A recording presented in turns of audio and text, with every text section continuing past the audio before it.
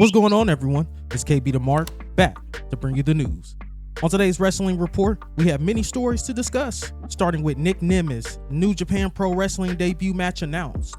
WWE legend hopes to return for the Rumble.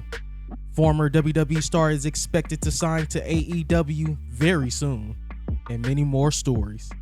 Please don't forget to leave a like on this video, subscribe to the channel, and push that notification bell to stay up to date.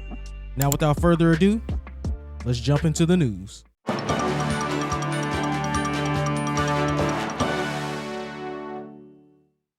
The ratings are in for the latest edition of WWE Friday Night SmackDown. The show averaged 2.465 million viewers on Fox, which is up from the 1.355 million viewers last week, according to Brandon Thurston of WrestleNomics. In the all-important 18 to 49 demographic, the show did a 0.67, up from the 0.28 rating a week ago. 2 weeks ago was a best of show, while last week's was the New Year's resolution special with a stacked lineup and appearances by Roman Reigns and Logan Paul. This was the highest ratings the show has done since The Rock's appearance on September 15th. The former Dolph Ziggler, Nick Nemeth, was spotted at New Japan Pro Wrestling Wrestle Kingdom 18 alongside his brother Ryan Nemeth at ringside.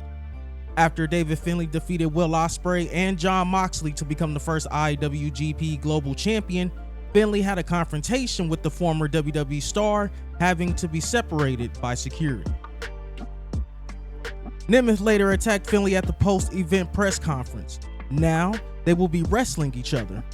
The promotion confirmed that New Japan Pro Wrestling New Beginning in Sapporo Night 1 will feature Nemeth wrestling his first ever New Japan Pro Wrestling match when he challenges Finlay for the title.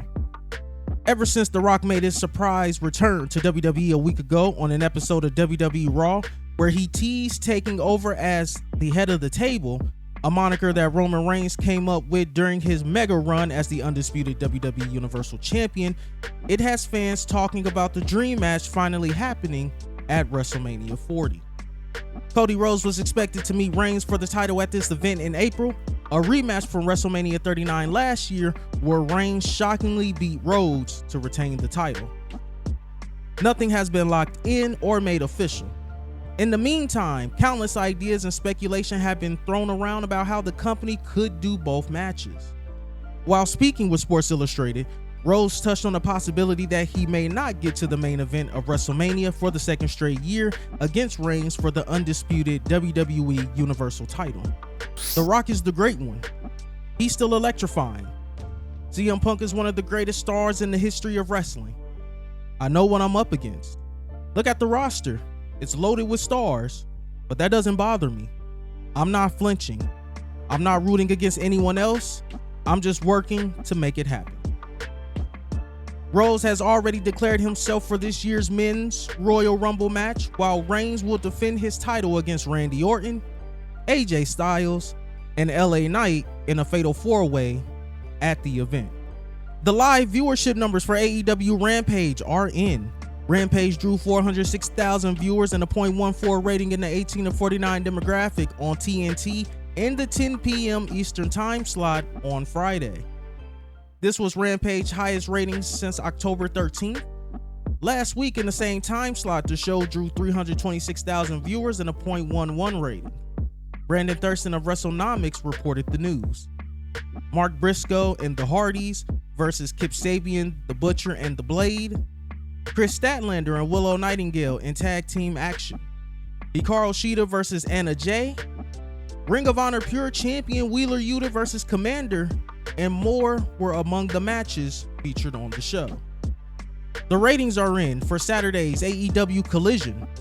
The show drew 402,000 viewers. In the 18 to 49 demographic, the show did a 0.13 rating according to Brandon Thurston. This is down from the show 2 weeks ago that drew 489,000 total viewership and a 0.16 key demo rating. Last week, there wasn't an episode due to the World's End pay-per-view event.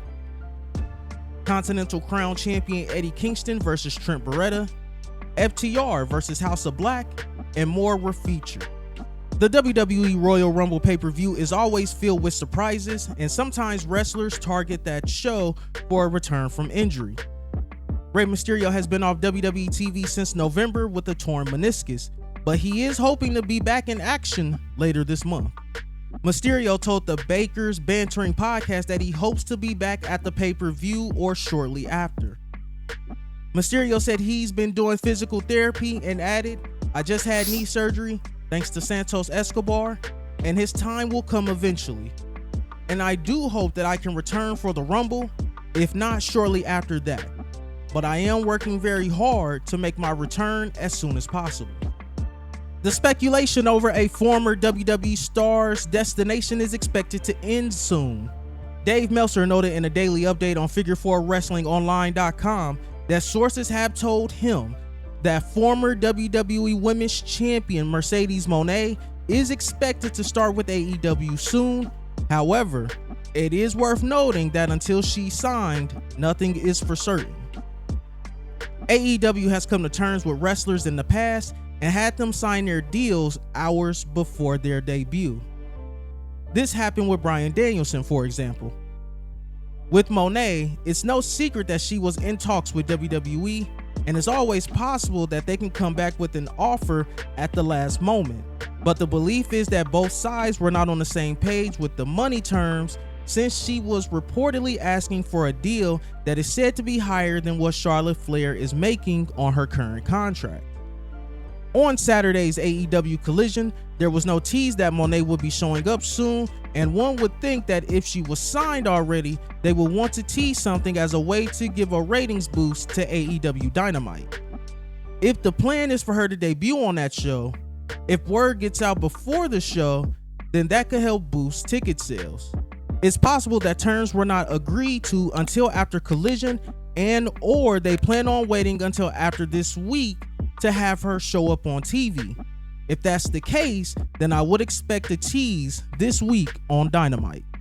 Meltzer wrote this in the Wrestling Observer newsletter.